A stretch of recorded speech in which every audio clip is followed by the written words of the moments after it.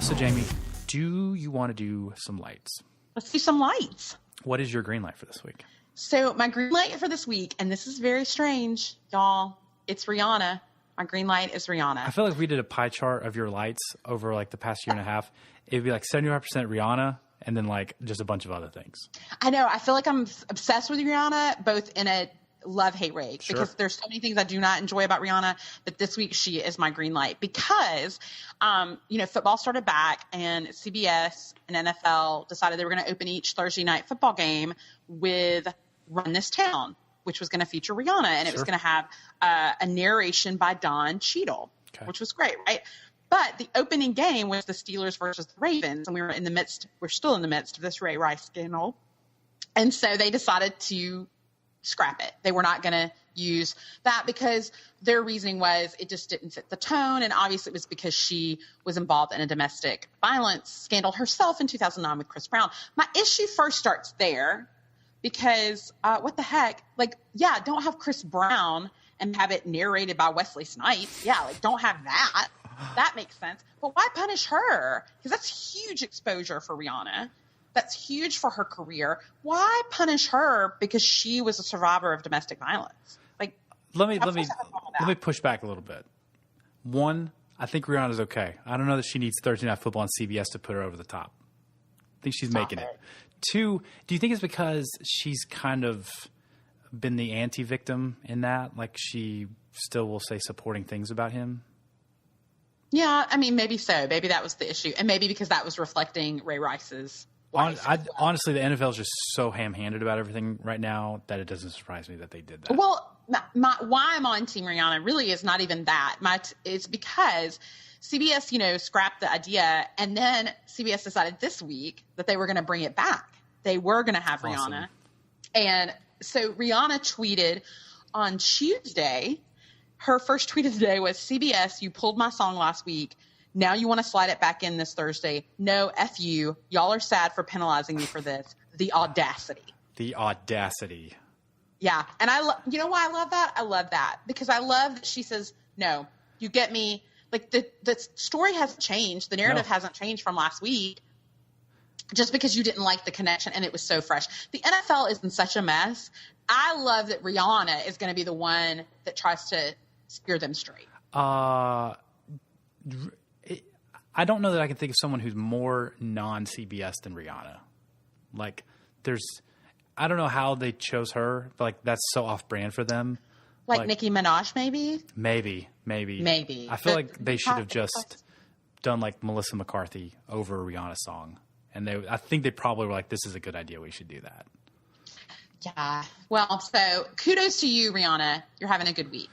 You won't get a lot from Jamie, but you will for this week, Rihanna. Good job. That's right. My green light is Cecily Strong. She got removed from Weekend Update, and I think, I know this is going to shock you, Jamie, but we have kind of an outrage culture. Like we just need to get outraged about stuff. I know. Outrage culture? I'm outraged that this is true. That we are an outrage culture. So she's pulled from Weekend Update, and best as I can tell, this was kind of done with her blessing. Like she wanted to kind of. I don't know. How do you look at Weekend Update? I look at it like this is a space for someone who's not overly talented performance-wise. Like this is more like subtle comedy, stand-up stuff, like for writers.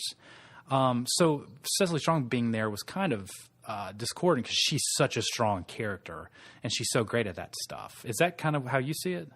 I do, but like it doesn't make sense because Amy Poehler, I felt like, was a great sketch player. But she was able to make that work. Maybe because she was so extreme in sketches that the straight man role worked well for her. Yeah, I think so. But I'll tell you, I do not enjoy Colin Jost at all. No, I don't either. So when I first saw that Michael Shea was taking over, I was so excited that they had gotten rid of both Cecily and Colin. You don't like Cecily? I like Cecily as a sketch player. I did not like her in that. And I feel like she was never going to win. No. She didn't get to build rapport with Seth Meyers very long. No.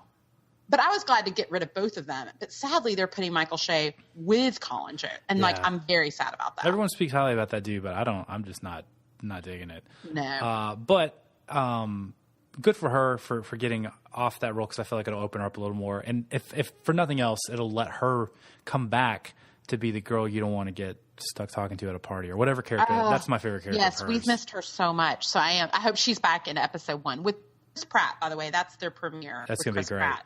So that's part A of my green light. Part B is Kanye West. I know there's been, again, like, people react to like the initial headline and then like they react to the subtext of it. He supposedly called out a wheelchair dude for not standing up because he was in a wheelchair, and Kanye apologized. But like, I really just don't care about all that. I just care that he yells at people in wheelchairs, and then he yells at people about yelling at him about that, and burns Ben Affleck. Like, he says, like, he calls himself a Christian married man, and like he's not going to give a speech like Ben Affleck. Like, I just like this for him. I just want him to be in my life. I don't want him to ever be muted.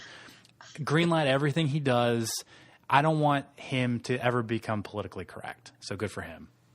Yeah, I do like, I mean, you think about what could be the next thing that comes out about Kanye West, and it's like, well, he's going to yell at somebody with a prosthetic limb to stand up at his concert. And you're like, no way. Jamie, like, yeah. When I see the words Kanye West rant, do you know how quickly I run to my computer? Do you know how quickly I do? It's so fast. It's so fast. He is entertaining. I don't care what anybody says. He is entertaining. Oh, completely. What's your red light? Okay, so my red light this week is Miss America. Here is my issue. For those who were smart and watching Ken Burns on PBS debut The Roosevelts, because you're a real American, kudos to you.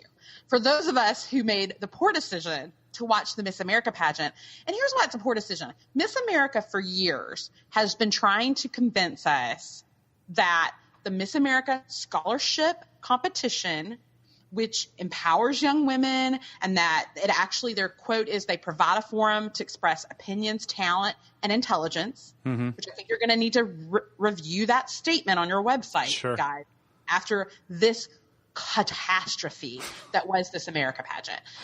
And I love Miss America. Like, I remember sitting in my dorm room watching Heather Whitestone, Miss Alabama, who is deaf, do on point ballet to Via Dolorosa and crying like a baby.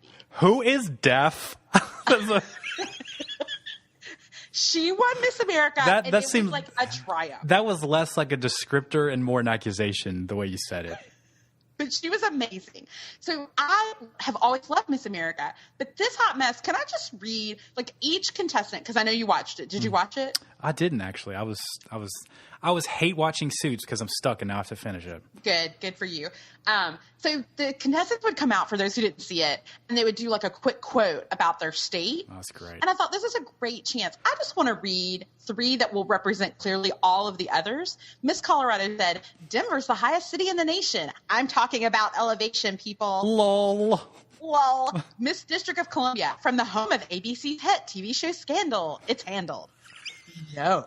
What is wrong with you?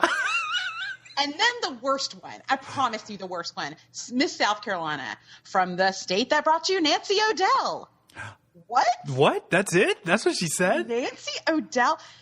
Okay, Miss South Carolina, James Brown is from your state, Viola Davis, Chris Rock, Mary Bethune McLeod. Like, Vanna White is from your state. Like, get it together. Like, there are better choices than Nancy O'Dell. No, that's great. That's so great. And then when they did the swimsuit competition and it started, the song as they led off into the swimsuit competition was All About That Bass by Meghan Trainor, which is a whole song about not evaluating somebody because of the way they look. Right. And then, of course, I mean... What are you getting at? I don't understand. You don't understand? No. Miss New York, who won, 3rd year in a row that Miss New York has won. Really? 3rd year in a row? 3rd year in a row. That's weird. Miss New York, who played a plastic cup, sat, with her legs crossed on the floor of the stage after a Harvard dentist had composed a piano piece and then played it. That's fine. And then she said, in the pop-up fact about her was that her favorite author is Jane Austen, and Austen was spelled wrong. That's the great. Oh my gosh. I assume that that's Miss New York's filling out the form and that she spelled it wrong, and the intern at ABC didn't know better. So I assume Jane Austen is actually a person who writes fan fiction about Sense and Sensibility set in Texas. No, man, she writes fan fiction about Twilight. That's you got to go all the way with it. So here's my red light, Miss America. Stop telling me about how great you are. Shut up. Stop telling us that you're not Miss USA, because you're Miss USA. Jamie, let's say I make you master and commander of the universe for one day, and I say your priority is fixing Miss America. What do? I cancel it. You cancel it. It does not exist anymore. You take it, you dig a hole, and shoot it in the back of the head. Yeah. Can I ask you? Let me throw these two things at you.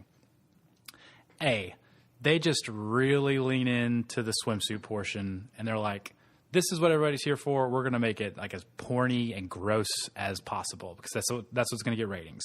Or B, they make it super feminist, like the characters from Portlandia, and just talk about the actual Jane Austen and like super feminist stuff. Like they do that, like develop young women or lean into like male fantasies. No, do neither. Don't be a cliche. Don't do either. Go away. Like when Chris Harrison actually said is he dismissed contestants because they did not make the next group and said, I'll see you on The Bachelor because wow. that is true. And he said it like, y'all, that is not something you want to be like. That is not what I want my niece going, oh, yay, I can be on a TV show and then be on another TV show. Like, that's not. But at least you more clearly identify yourself. Like now there's it's better to be a cliche than like have no meaning whatsoever. Like there's no purpose here. Right. I just don't think you have to go to one extreme or the other. Why can't there be balance? Why can't you be a beautiful woman assuming in a great swimsuit who's smart and doesn't play a plastic cup? But guys, you know that can't exist. You know we can't talk about how smart you are if we're showing you in a bathing suit. Like that it doesn't work like that. It doesn't. Because I don't remember how smart you are. I just think, why are your tan lines so bad? No one gloss you up? What's wrong with you? Jamie, my red light. Last week I was pretty high on Apple because of all their stuff. And have I pre-ordered a phone? Yeah, Jamie Golden. I have pre-ordered a phone. I pre-ordered a phone. There's no condemnation here. Sure, like it was like whatever they said. If they were like, Knox, go make out with that dude, I'd be like, okay, so I'm still good. I'm still getting my phone on time. Fine. I don't care, and I still will. But listen, Apple, don't put old YouTube dried up rock on the phone. Don't put that on there without me saying sure. Okay, you could have even sent me an email and like click this box and it's good. Don't do that. My playlists are sacred. I don't mess around with those. And I certainly don't want Bono screaming in my ear when I'm on a power run, okay? Do you know what they could have done that would have been a better use? Because they said, 500 million iTunes users got U2 album. That was not good, by the way. I listened to it. It's not good. They haven't been good for a while, Jamie. I know. U2, with or without. Like, stick with what you know. But I would have thought, you know what would have excited us more? If you had just all put a $2 credit in our iTunes account. Yep. And said, buy an app that you love or buy a book. It's $1.99. Here's $2 because it would have cost the same amount of money because it cost $100 million to get U2 in everybody's phone. I don't understand who greenlit that. Why is that a good idea? Not a good idea. Like, somebody who wears mom jeans. Like why? Because if I'm like a marketing or whoever made this decision, wouldn't you think YouTube or iTunes users and everything like mostly are trending younger? Yeah, of course. Yeah, of course. Why would you put U2? Why would you like? It's okay for the Super Bowl, but I would be like, hey, Beyonce, let's do like a song, and I will put it on I will force it down everyone's throats, and everyone would probably be okay with that. Yeah, it's sad because Apple had to create a web page this week of like how to delete it from your phone. It's so stupid. I don't understand. That's bad. Okay, so my recommendation this week is I read a book called Me Before You by Jojo Moyes. She's a British author. It was ridiculously so good. I looked now for the fact that I'm so far behind. It was a New York Times bestseller. It's now been made into a movie and actually starts filming at the beginning of next year. It's kind of this love story, family story, bravery. It's not like a classic bodice ripper romance. It's a contemporary story about a guy who is paralyzed in a motorcycle accident. And is bodice ripper romance, is that a genre on Amazon I can search? You could absolutely search that. Okay. If you Google that, you're going to find an enormous amount of literature. Okay, that's all I wanted to know. All right.